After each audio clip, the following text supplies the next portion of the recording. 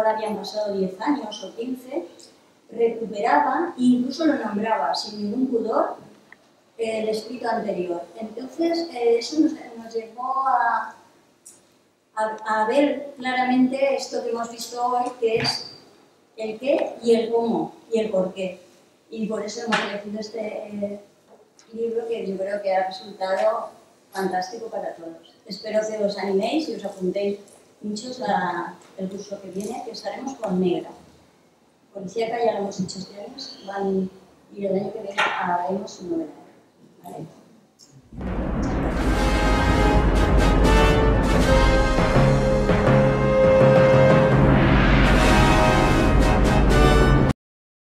El caso del asesinato de Benson de S.S. Van Damme, escrita en 1926. La novela comienza cuando Alvin Benson, un playboy de profesión agente de bolsa, aparece asesinado con un tiro en la cabeza en su lujoso domicilio de la calle 28 de Nueva York. Aparentemente está leyendo y no lleva puesto ni su peluquín ni su dentadura postiza. Su hermano, que es su socio en el negocio de la agencia, es además muy respetado comandante. En la escena del crimen se halla el bolso de Miss St. Clair, una mujer con la que había cenado la misma noche del crimen y a la que, según parece, el muerto le estaba tirando los tejos. Por cierto, Miss St. Clair tiene un novio formal, el cual odia a Benson. Este caso se le encarga al fiscal del distrito de Nueva York, que por motivos internos hemos convertido en el jefe de policía, John McCann. McCann acepta que su íntimo amigo, el detective aficionado Philo Baines, le ayude a resolver el crimen. Baines tiene la teoría de que la clave para descubrir al criminal está en la psicología humana. Capítulo 8. Baines acepta el desafío. Los sábados, el jefe de policía McCann salía de su despacho a la 1. Aquel día era mucho más tarde. La causa, la visita de Miss St. Clair, que estaba entre las sospechosas de haber cometido el crimen. McCann estuvo silencioso y pensativo hasta la llegada al salón de fumar de Philo Baines y su amigo Van Damme. Entonces dijo: Marta. Dios mío, no debería haberla dejado partir. Estoy convencida de que es culpable. Hablaba usted, cuando almorzábamos, de un método infalible para descubrir crímenes. ¿Quiere comunicar ese inestimable y profundo secreto a un simple fiscal? Encantado. Hablaba de la psicología de la naturaleza humana. Cada cual obra según su temperamento. Todo acto humano, por importante o por trivial que sea, es la expresión directa de una personalidad. Así como no hay dos caras iguales, tampoco hay dos caracteres absolutamente semejantes. La combinación de los elementos que componen nuestra personalidad varía en cada cual. Por eso, si 20 artistas pintan el mismo asunto, lo conciben y lo ejecutan de 20 maneras distintas. Cada cuadro es la expresión de la personalidad del pintor. Es sencillo esto, ¿verdad? Indudablemente. Sus teorías están al alcance de un artista, pero sus refinamientos metafísicos, confieso que no son para un filisteo como yo. Yo creo que hay alguna diferencia entre el arte y el crimen. Psicológicamente no, querido. El crimen se basa en los factores fundamentales de la obra de arte: concepción, técnica, imaginación, ataque, método y organización. Además, los crímenes son tan variados en su manera, en su aspecto y en su naturaleza como las obras de arte. Realmente, un crimen bien preparado revela a un individuo tanto como a un cuadro. Por eso es muy posible atribuirlo a alguien. Así como el perito puede analizar un cuadro y descubrir al pintor, su temperamento y su personalidad, el psicólogo puede analizar un crimen y decir el autor si le conoce o describir con precisión, casi matemática, la naturaleza y el carácter del criminal. Este, mi querido amigo, es el único medio eficaz de determinar la culpabilidad humana. Los otros no son más que acertijos, poco científicos y peligrosos. Había hablado con desenvoltura, pero la misma serena seguridad de sus palabras daba a estas una rara autoridad. Markham, que le había oído sin tomarlo muy en serio, objetó. Su sistema no tiene en cuenta los motivos. Porque en la mayoría de los crímenes no interviene ese factor. Cuando es asesinado un individuo, siempre hay una docena de inocentes con razones por haberle matado, tan serias como las del criminal. Ya sabe usted que no se es culpable porque se tenga un motivo para serlo. Es simple, todo es cuestión de temperamento, de psicología individual. Todo se reduce a eso. Por otro lado, cuando un individuo posee un motivo serio, poderoso, irresistible, es capaz de mantenerlo oculto. Su motivo puede permanecer ignorado mientras prepara su crimen, o por el contrario, puede nacer bruscamente, 5 minutos antes, si descubre de repente hechos que existían 10 años antes, pero que desconocía. Por tanto, puede decirse que la ausencia de motivo aparente es más grave que la existencia visible de un motivo. De todas maneras, la ocasión no es un factor despreciable. Y por ocasión entiendo la infinidad de circunstancias y de condiciones que hacen un crimen posible, fácil y útil. Tampoco interviene ese factor. Tenga usted en cuenta que todos los días tenemos ocasión de matar a los que detestamos. Anoche, sin ir más lejos, tenía yo en casa a comer a 10 calaverones. Confieso que me costó mucho no poner arsénico en la sopa. Pero los Borgias y yo pertenecemos a distintas categorías psicológicas. Por lo demás, si yo hubiera estado decidido a matar, habría producido la ocasión, como los ingeniosos patricios del siglo XV. La cabeza me da vueltas a causa de tantas preocupaciones. Como soy un joven profano, creo que la criminalidad es una debilidad del espíritu. Es asombroso, Markham, el número de ideas absurdas que hay sobre los criminales. ¿Se atrevería usted, el protector de los fieles, a rogar a sus policías que esperasen tranquilamente en sus despachos, en sus clubs y en sus cafés, donde vive habitualmente, a que el crimen hubiera hablado? De hacer usted eso, pediría su detención como cómplice del crimen o su encierro como lunático. Markham echó a reír. Estaba ocupado en cortar y encender su cigarro. Otra de las ilusiones de ustedes es creer que el asesino vuelve al lugar del crimen. Esa extraña creencia tiene un vago fundamento psicológico. Si el criminal vuelve junto a su víctima, es digno del manicomio. De ser esa idea cierta, resultaría muy fácil trabajar. No habría más que sentarse en el lugar del hecho y jugar a las cartas, esperando el regreso del asesino. Pero el verdadero instinto psicológico consiste en huir al último confín de la tierra. Capítulo 24. La detención. En este momento que nos encontramos, capítulo 24, ya sabían quién había cometido el crimen.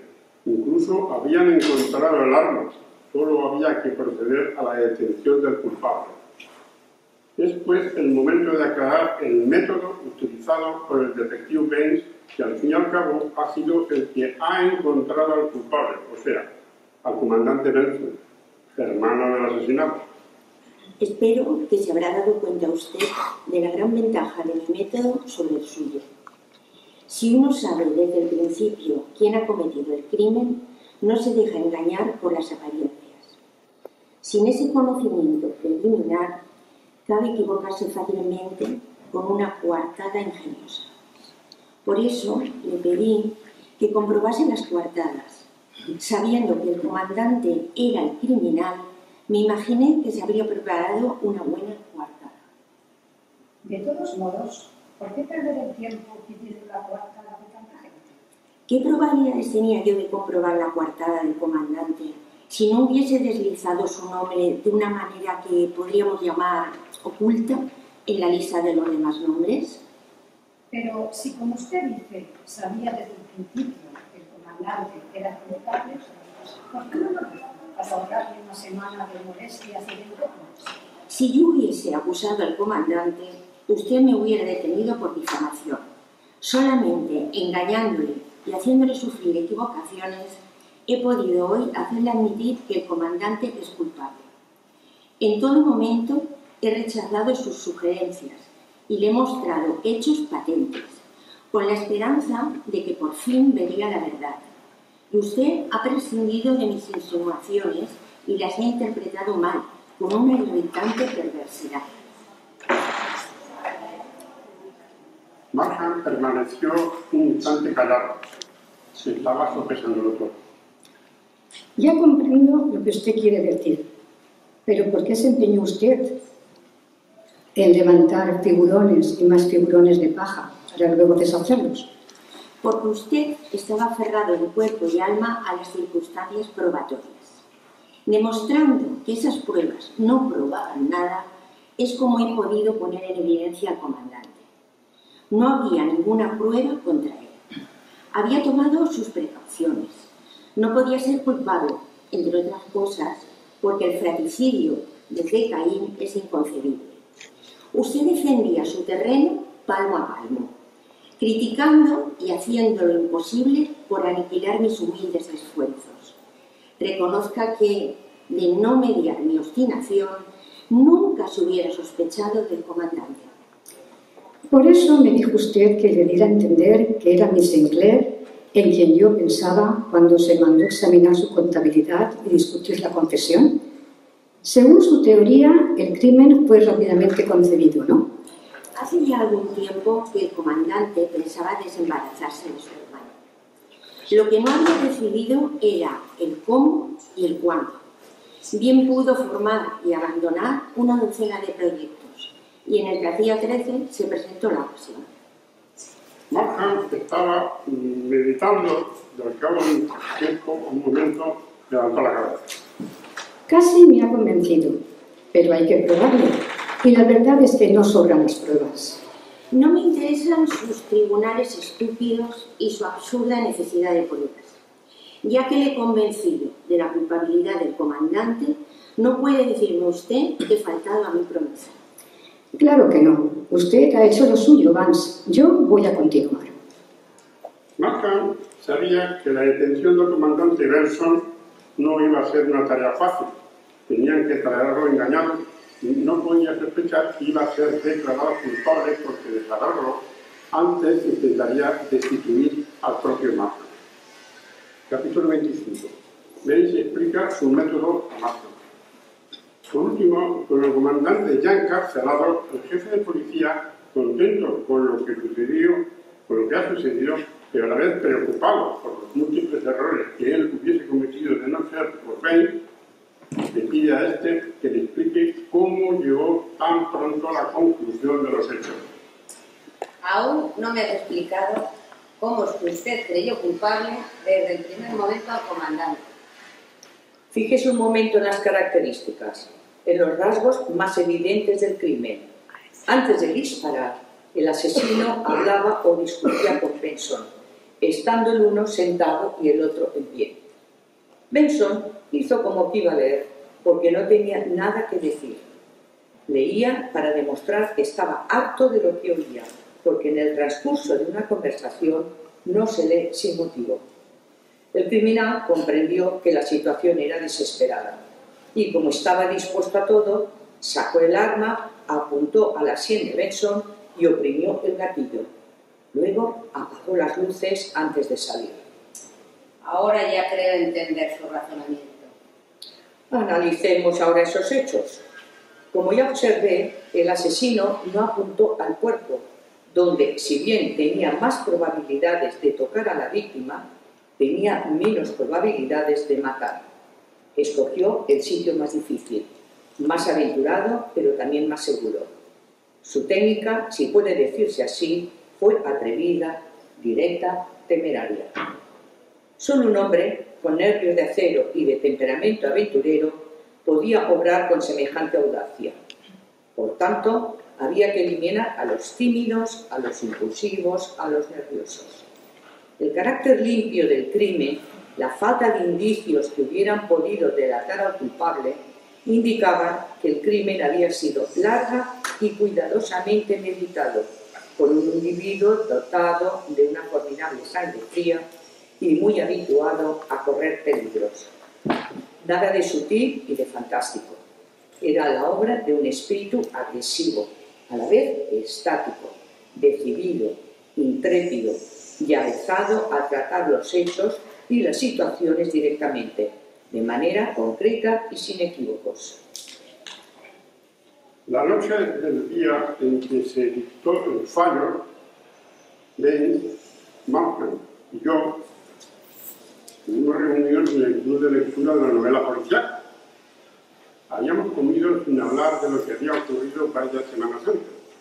De pronto los labios de Baines se fruncieron con una sonrisa irónica para exclamar: Qué grotesco ha sido el proceso, Markham. Ni tan siquiera se ha hablado de la única prueba real, la pistola con la que disparó a su hermano. Benson ha sido condenado por suposiciones, presunciones, complicaciones e inferencias. Sus teorías son bastante comprensibles, pero me temo que llevo demasiado tiempo manejando factores materiales para abandonarlas por su psicología y su arte. Sin embargo, de aquí en adelante, si me fallan las pruebas legales, ¿podré contar con su ayuda? Querido amigo, yo estoy siempre al servicio de usted. No obstante, ¿quiere usted que le diga una cosa? Cuando más me necesita es precisamente cuando las pruebas legales le empujan a usted de una manera irresistible hacia su víctima. Esta advertencia, que en aquel momento no pasó de ser una broma amable, resultó, andando el tiempo, en una realidad profética sorprendente.